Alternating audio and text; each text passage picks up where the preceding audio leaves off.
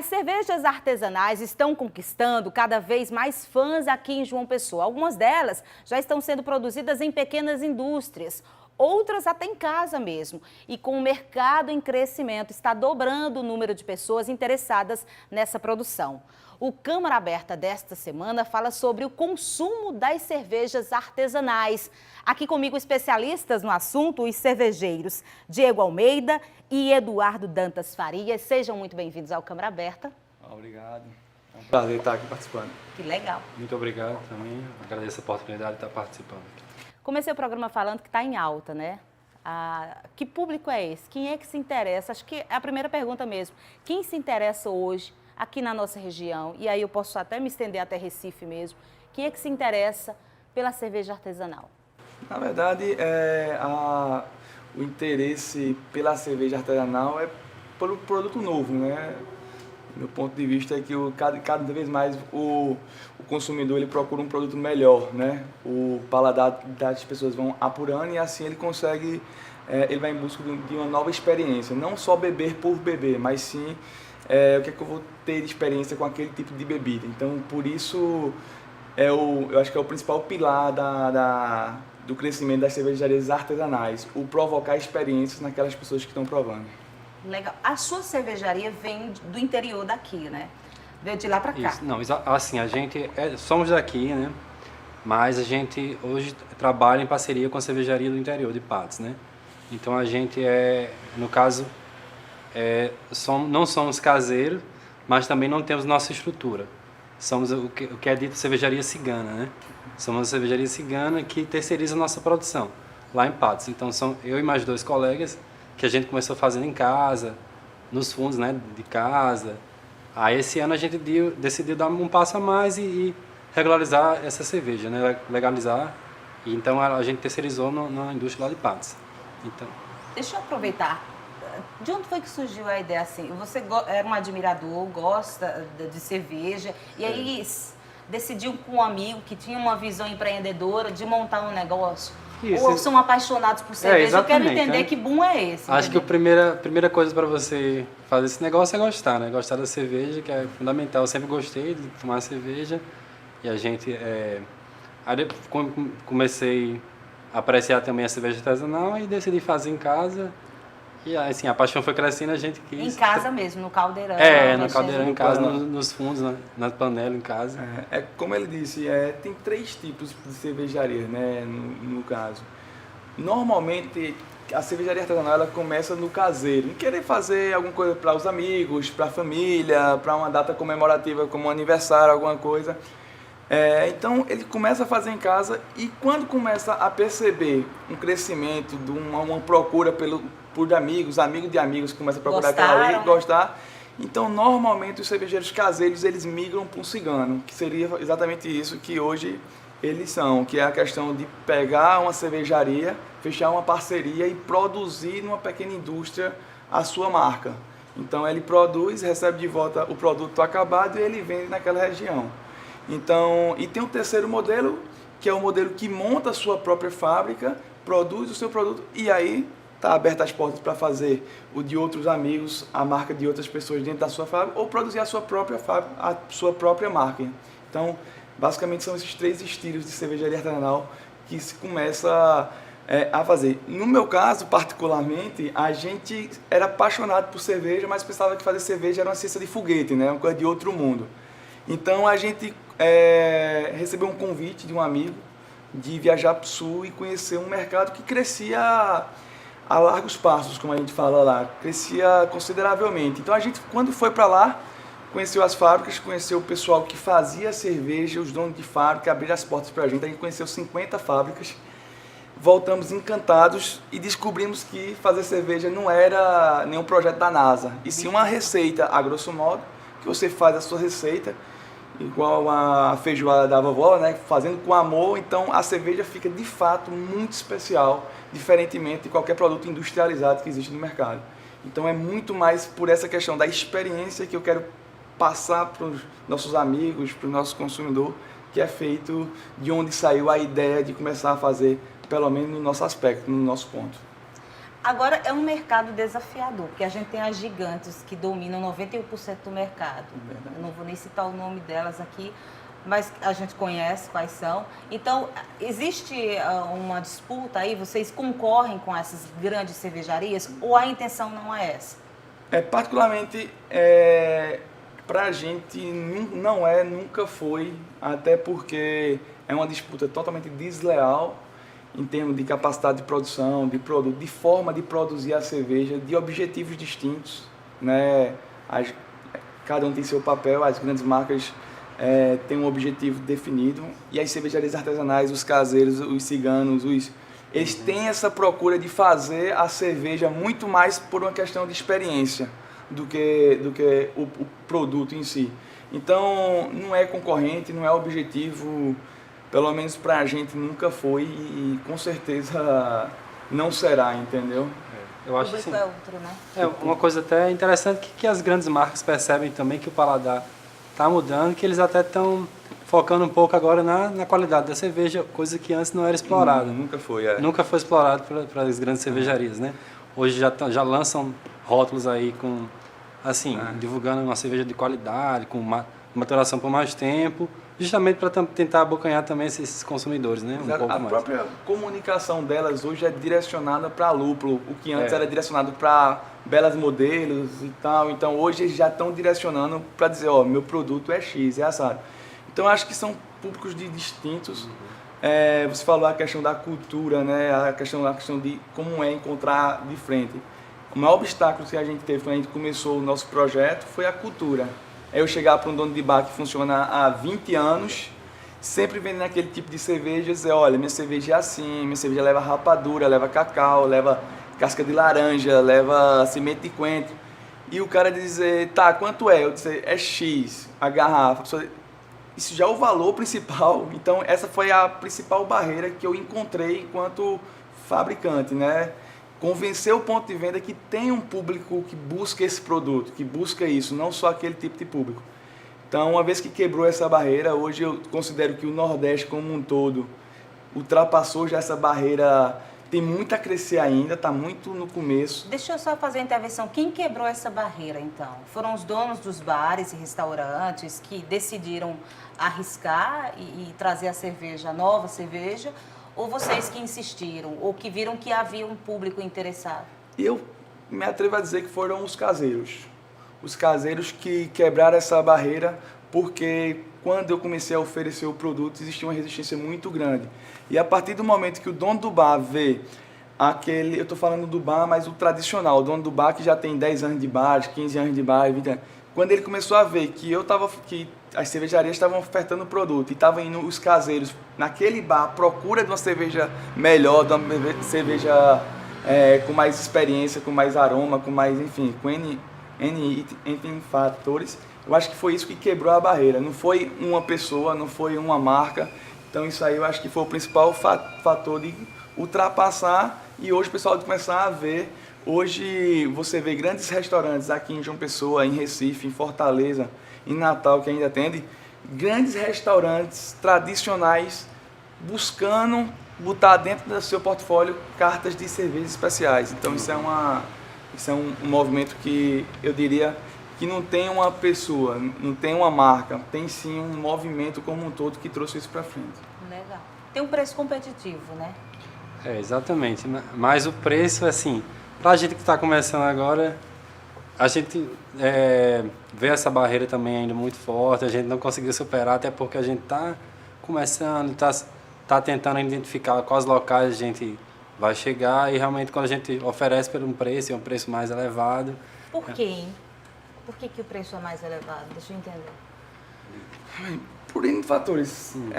Primeiro, o principal que eu considero é a questões tributárias, né? Hoje, a gente, quanto indústria, paga os mesmos de uma grande indústria. Só que as grandes indústrias, muitas vezes, devido à quantidade de funcionários, ao recolhimento que existem alguns incentivos direcionados. Então, a gente, enquanto pequeno, a gente não tem uma legislação específica para a gente. Então, a gente se enquadra no todo. E muitas vezes isso é injusto, porque a gente tem uma capacidade de produção infinitamente menor do que as grandes marcas. Então, a questão tributária ela entra muito nisso. Um segundo aspecto é o insumo utilizado, né? O que a gente chama de high maltose, né? O pessoal coloca aqueles concentrados de açúcar para baratear a cerveja. A cervejaria artesanal não. Tem um produto natural? Ela prima pelo puro malte. Então ela utiliza-se da cerveja puro malte. Ela não bota nenhum adjunto com o intuito de baratear a cerveja ou de passar um produto secundário. O artesanal, ele procura muito nisso.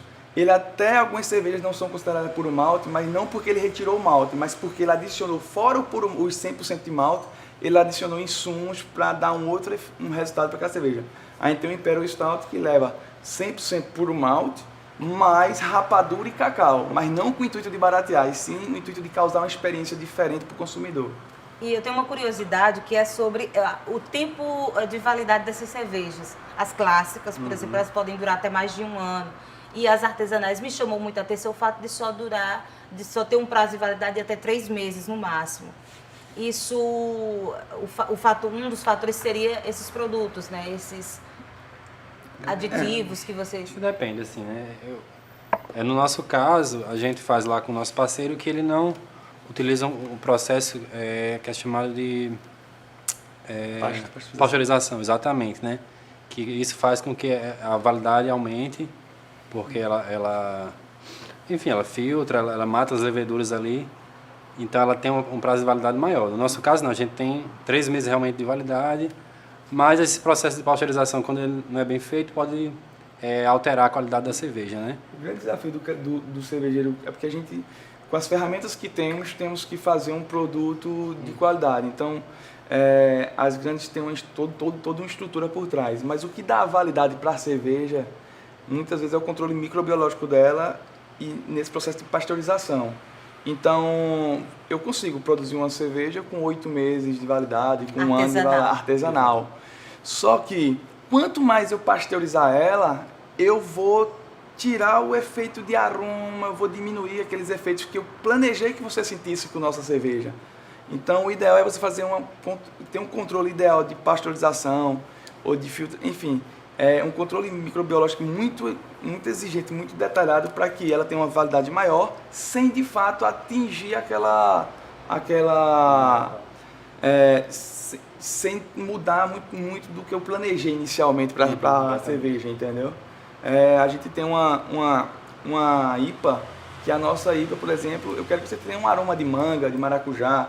Se eu pasteurizar ela muito, ela vai perder muito daquele aroma que eu planejei que você tivesse. Então você tem que encontrar, o grande desafio é exatamente esse, encontrar o momento exato em que você para a pasteurização, que vai dar uma validade longa para a cerveja, sem alterar o sabor, o aroma que eu imaginava para o produto. Até porque, assim, falando mesmo no negócio, né, uma cerveja com uma validade curta é complicado, é difícil também, né? A gente...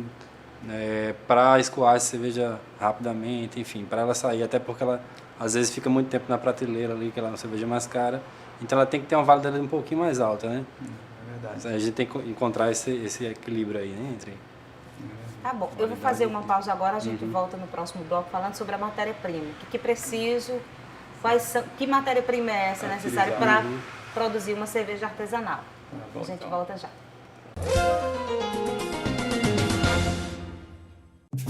Pode falar, pode chamar. Cultura, Saúde, mobilidade, justiça, segurança, trabalho, respeito, educação, sustentabilidade. Queremos escutar você e fazer mais pela nossa cidade. É eficiência, transparência e compromisso. É a Casa do Povo. Câmara Municipal de João Pessoa. O lugar para a sua voz falar mais alto.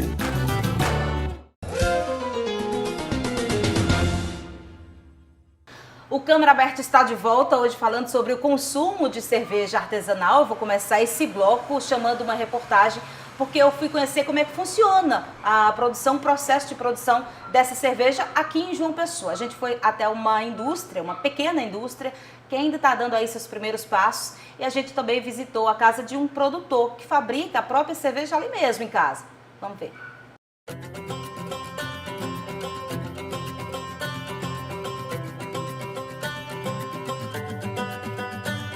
A matéria-prima vem toda da área de armazenagem. Aqui a gente aquece a água, transfere para a panela de mostura,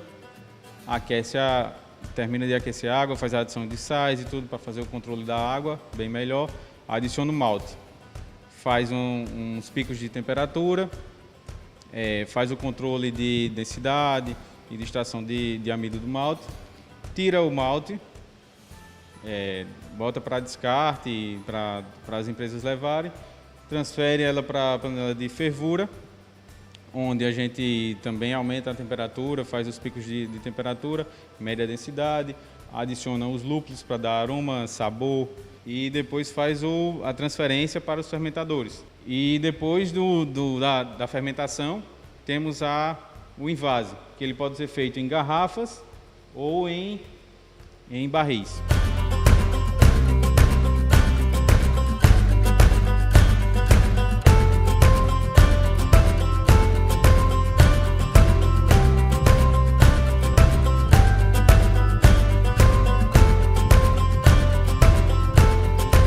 Como é que foi que surgiu a ideia de fazer a própria cerveja aqui no quintal de casa? É muito prazeroso você, né, primeiro fazer uma coisa que você consumir uma coisa que você fabrica. Segundo, as cervejas artesanais são muito caras, né, e assim, como a gente não tinha opções na Paraíba, não tem nenhuma cervejaria, então a gente sempre comprava cerveja de fora. Então a cerveja artesanal saía muitas vezes R$40 uma lata, R$30. Então a gente descobriu que em casa dava para fazer, né, não igual à indústria, lógico, mas com uma certa qualidade que chega muito próximo da indústria. E aí veio os 10 primeiros litros, os 20 primeiros litros, e aí a gente vai se empolgando, estudando um pouco mais e entendendo os processos, né?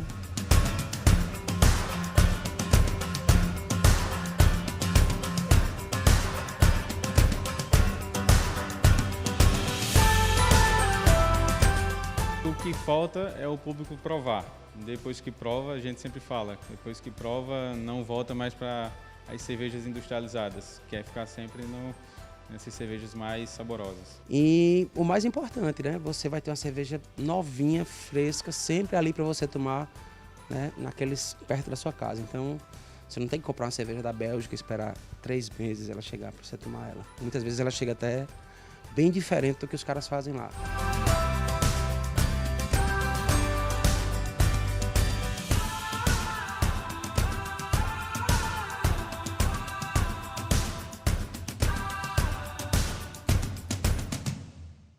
A gente viu aí nessa reportagem como é que é esse processo de produção dessa cerveja. E aí a gente tem dois exemplos, né?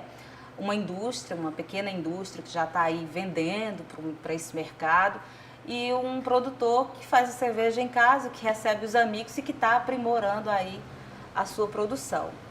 Mas uma coisa que eu achei curiosa na reportagem é sobre que matéria-prima é essa. E João Pessoa, inclusive, esse mercado ainda está crescendo. Um dos produtores disse que teve que comprar fora já, porque aqui não tem loja, mas que hoje já abriu uma loja, enfim. Está crescendo também esse outro lado do mercado, né? É verdade. No nosso caso, a gente começou também caseiro, né? E a gente realmente sempre buscou essa matéria-prima fora, né? No pessoal do Sul, né?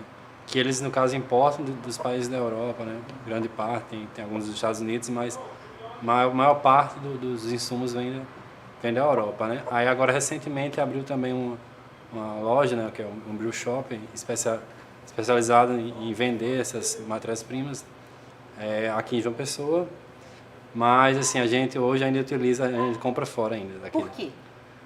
Pela questão assim de às vezes não encontrar essa matéria-prima que a gente quer para as diferentes receitas que a gente tem. Enfim, eles não têm uma grande variedade ainda, né? E às vezes assim, até pela questão, às vezes do preço, pra gente... Ainda é mais barato lá fora do que aqui? Trazer de fora, às vezes compensa mais, dependendo da quantidade que você Porque compra. assim, é um produto um movimento que está crescendo, né? Está surgindo, né? Então assim, a gente lá, a mesma coisa. Hoje eu já fiz alguns processos de importação, mas hoje tem empresas aqui que nacionalizam o produto e trazem, né? Mas... o movimento ainda é muito iniciante, está crescendo, mas para você encontrar lojas desse tipo de produto aqui é um pouco mais complexo do que a título de Recife mesmo, por exemplo. Hoje você já tem 2, 3 pontos que você encontra, mas há 3 anos atrás, quando a gente começou, a mesma coisa, não tinha nenhum tipo de... Tinha que trazer ou do sul ou trazer de fora do país, de fato. E que matéria-prima é essa? O que vocês precisam basicamente, assim, para quem quer hoje produzir uma cerveja em casa? Então, depende da receita de cada cerveja, mas o básico do material é o malte, né? Malte, lúpulo, levedura e água. São os 4 componentes de uma cerveja pura de malte, né? Dependendo, como eu falei da outra vez, da sua receita, você incorpora alguns itens a mais. A escola belga, né, a Vitibia, ela permite na sua receita colocar alguns insumos. Aí na nossa vai a laranja cravo, limão siciliano, semente de coentro, zimbro, então gengibre. Então isso aí dá uma refrescância muito interessante. Esses itens são regionais, é mais fácil de encontrar, mas de fato o grosso do negócio, o malte, o lúpulo, realmente tem que vir de fora. No teu caso, você já falou, né? Aqui e fora, mas é mais em conta. Exatamente. Mas foi um mercado difícil quando começou? A dificuldade estava aí também? Não, assim, a gente pedia, nessas do Sul, realmente a gente encontrava. E realmente não era...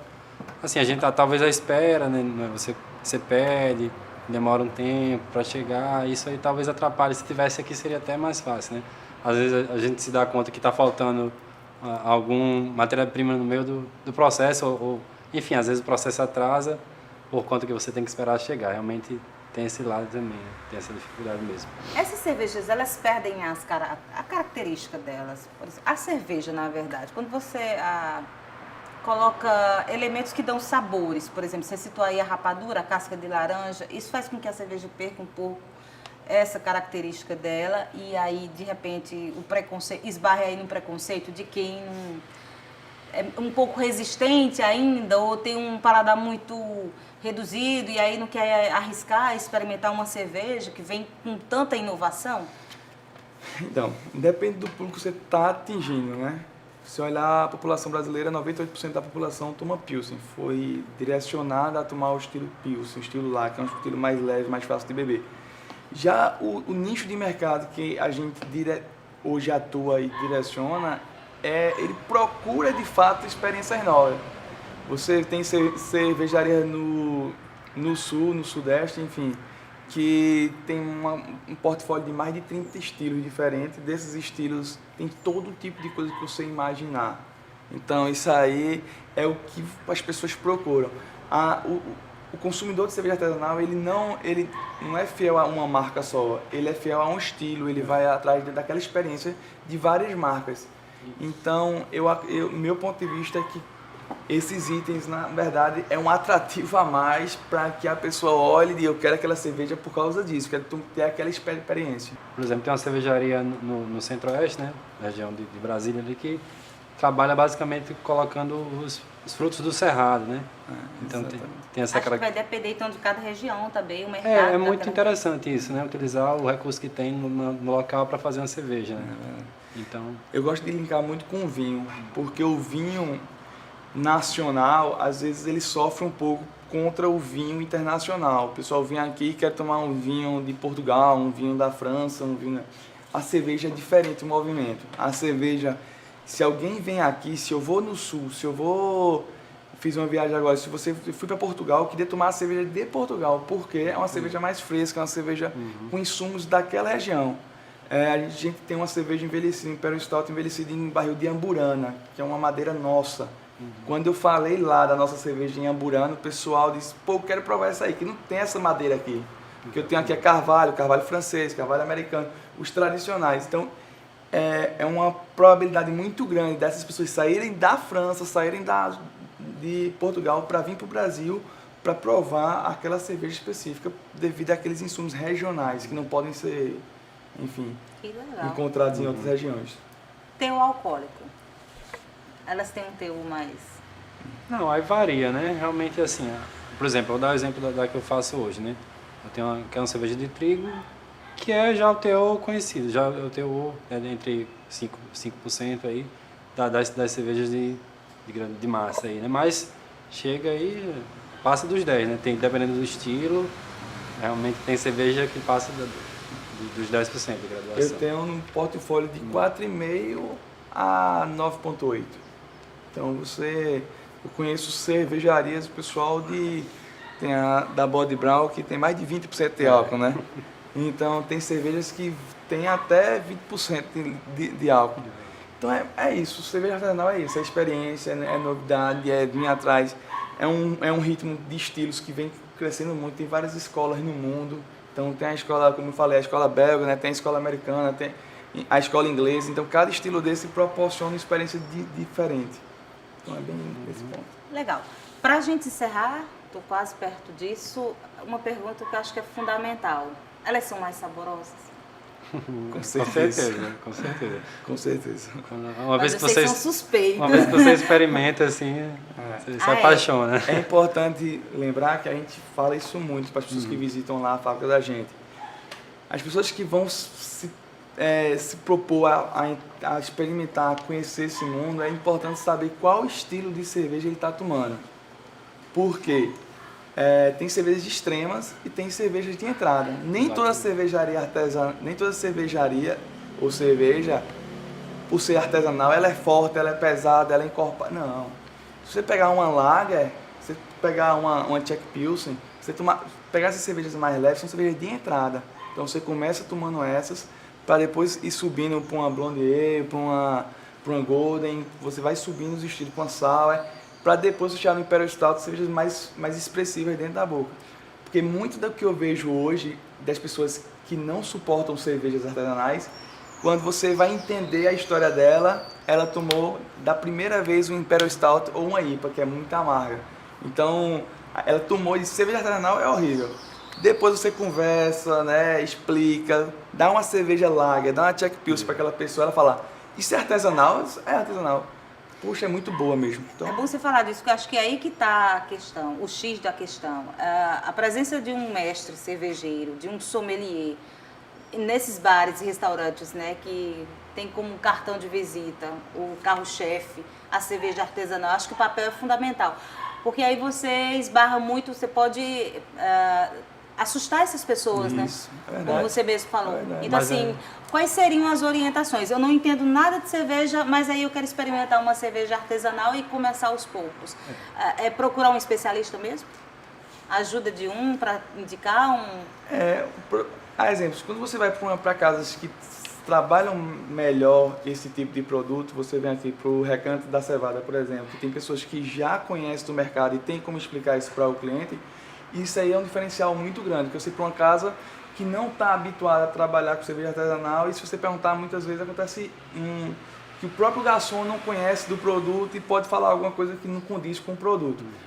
Quando a gente começou lá, todos os bares que a gente entrava, eu te fazia questão de botar uma van, botar toda a brigada dentro da van, levar para a fábrica e treinar os garçons, treinar os maîtres e voltar para o estabelecimento com esse conhecimento a mais para a gente poder tentar explicar para o pessoal, para eles poderem ser multiplicadores daquela informação.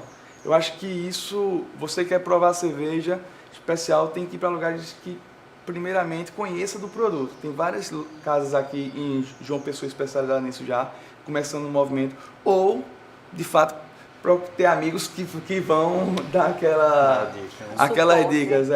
Os amigos também é o melhor caminho. Que legal. Tá bom. Foi? Mas é isso. É isso. Vou encerrar, agradeço demais a participação de vocês. Quem sabe a gente volta aqui num outro programa para falar que esse mercado vem crescendo ainda mais, né? Mais indústrias aqui, quem sabe. Boa sorte para os dois. Muito obrigado. Que bom, foi um prazer. Eu agradeço também. É isso, Câmara Aberta fica por aqui. Se você quiser rever essa e outras edições do nosso programa, é só acessar o nosso canal no YouTube ou então a nossa página cmjp.pb.gov.br. Lá tem todas as informações sobre os nossos trabalhos. Até a próxima.